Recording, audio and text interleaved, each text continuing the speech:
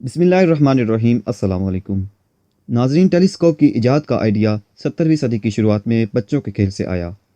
हांस लबर्शे एक ऐनक साज था जिसकी दुकान में दो बच्चों ने खेल के दौरान दो अदसों को जोड़कर जब चर्च को देखा तो बड़ा नजर आने लगा। इसी तरीके को बुनियाद बनाकर हांस लबर्शे ने वो दो अदसे ट्यूब के किनारे पर लगाकर इब्तदाई टेलीस्कोप बनाई जिसकी तस्वीर को बड़ा करने की ताकत 3 गुना थी। कुछ अरसे बाद इस चीज़ का इल्म गैलीलियो के दोस्त को हुआ जिसका नज़रिया इस टेलीस्कोप को मज़ीद बेहतर बनाने का था ताकि समुंदर में मौजूद दुश्मन के बहरी जहाज़ों की निशानदेही की जाए। गैलीलियो और उसके दोस्त ने उस टेलीस्कोप में मज़ीद बेहतरी की और उसकी मैग्नीफाइंग पावर 3 से बढ़ाकर 9 या 10 कर दी। मज़ीद बरआं उस पर काम होता रहा और वक्त गुजरने के साथ साथ बेहतरी भी आती रही। ये वो दौर था जब अरस्तू का नज़रिया ज़मीन कायनात का मरकज़ और सूरज समेत तमाम सियारे ज़मीन के गिर्द हरकत करते हैं को शोहरत मिली हुई थी। याद रहे यूनानी अरस्तू से पहले ये नज़रिया पेश कर चुके थे कि ज़मीन और दीगर सियारे सूरज के गिर्द घूमते हैं, न कि सूरज ज़मीन के गिर्द घूमता। लेकिन बदकिस्मती से इस नज़रिए को तक़वियत हासिल न हुई जितनी कि होनी चाहिए थी। 400 से 500 साल के करीब का अरसा गुजरने के बाद ये नज़रिया मज़ीद तब्दीली के बाद यूनिवर्सल ट्रुथ की हैसियत हामिल कर चुका था। लेकिन कोपरनिकस, जिनको जदीद फल्कियात के बाप का लक़ब हासिल है, अपने मुशाहिदात और तजर्बात से ये बात बखूबी जान चुके थे कि जो नज़रिया कई सदियों से चलता आ रहा है वह सरासर गलत है।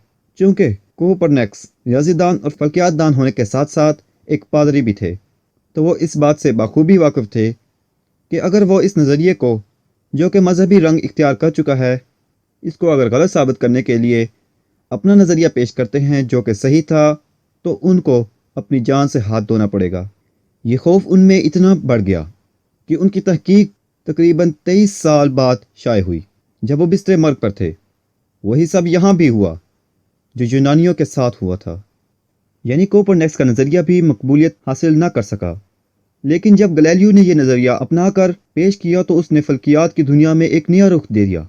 उस दौर में टेलीस्कोप का इस्तेमाल समुद्र में मौजूद दुश्मन के बहरी जहाज़ों की निशानदेही के लिए किया जाता था। लेकिन गैलीलियो वो पहले शख्स थे जिन्होंने उसका रुख आसमान की तरफ किया और सबसे पहले चांद को देखा, और कोपरनिकस के नज़रिए के हक में उनका यकीन ईमान में तब्दील हो गया। काफ़ी अरसा तहकीक करने के बाद उन्होंने अपनी किताब द स्टारी मैसेंजर शाये की, जिसने फल्कियात की एक नई दुनिया को जन्म दिया। 17वीं सदी से लेकर 20वीं सदी की शुरुआत तक मुख्तलिफ दूरबीनें बनाई गई, मुख्तलिफ तहकीकात हुई और बहुत कुछ सीखने को मिला।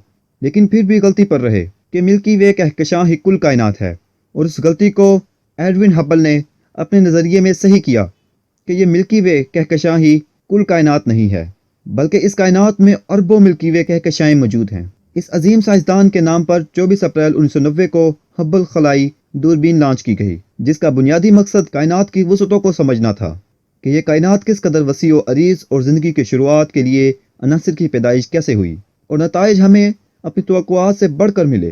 हमें कायनात की उम्र का अंदाज़ा हुआ।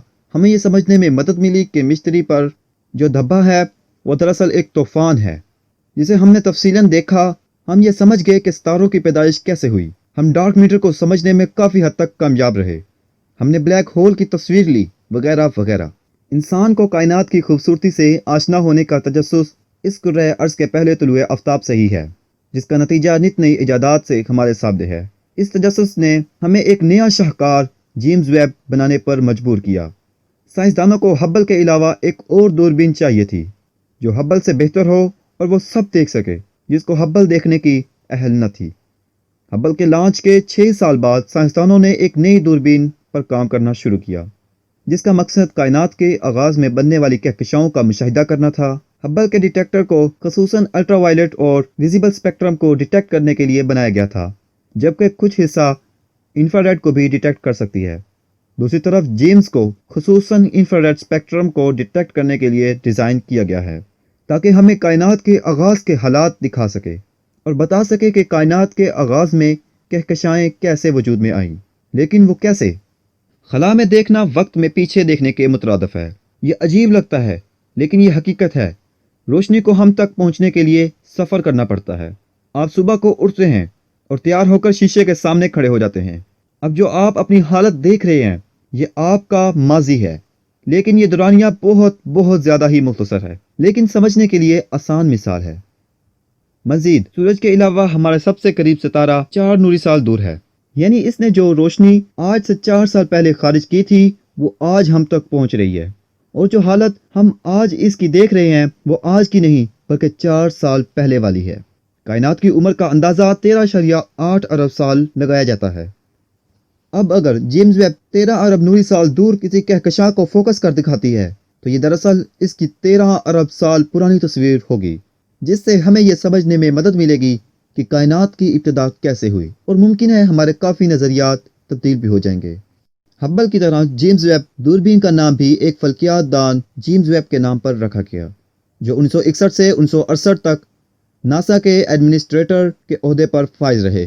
ہبل کی طرح جیمز پر جو لاگت تھی اس کا اندازہ تقریباً 1 ارب ڈالرز یعنی پاکستانی 178 ارب اور 25 کروڑ کا تھا، لیکن اس پر تقریباً 10 ارب ڈالر کا خرچہ آیا۔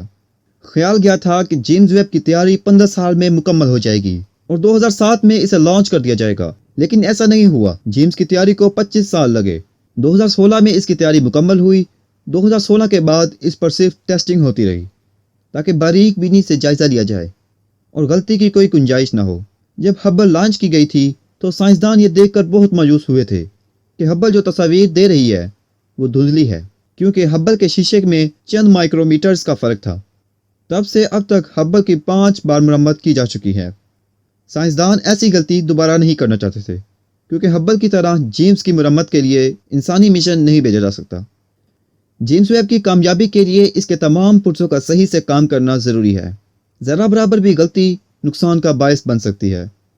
یہ مشن ناسا، یورین اور کینیڈین خلائی ادارے کی مشاورت سے عمل میں لایا گیا، جن کے پاس پلان بھی بالکل بھی نہیں ہے۔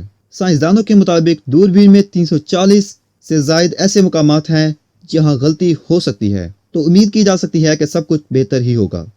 کسی بھی دوربین کے لیے اس کا آئینہ سب سے ضروری چیز ہوتی ہے، جسے آپ دوربین کا دل کہہ سکتے ہیں، اور یہ وہ جگہ ہوتا ہے جہاں اجسام کی روشنی اکٹھی ہوتی ہے، جسے بعد میں پروسیس کر کے تصاویر حاصل کی جاتی ہیں۔ جیمز کا پرائمری آئینہ 18 دیگر چھوٹے ہیگزاگون شیشوں پر مشتمل ہے، جو کہ تقریباً 6.5 میٹر چوڑا ہے، جبکہ اس میں ایک 0.74 میٹر کا ثانوی شیشہ بھی استعمال کیا گیا ہے۔ اس کے پیچھے 120 سے زائد موٹرز کا استعمال کیا گیا، جو ان شیشوں کو کھلنے اور بند ہونے میں مدد دیں گی، اور ان شیشوں کی بناوٹ میں جو دھات استعمال ہوئی وہ بیریلیم تھی۔ بیریلیم انفراریڈ روشنی منعکس کرنے میں اچھا نہیں، اس لیے اس پر سونے کی ایک بالکل باریک تہ لگائی گئی۔ جیمز کو انفراریڈ کو ڈیٹیکٹ کرنے کے لیے -223 ڈگری سینٹی گریڈ کے درجہ حرارت پر ہونا ضروری ہے۔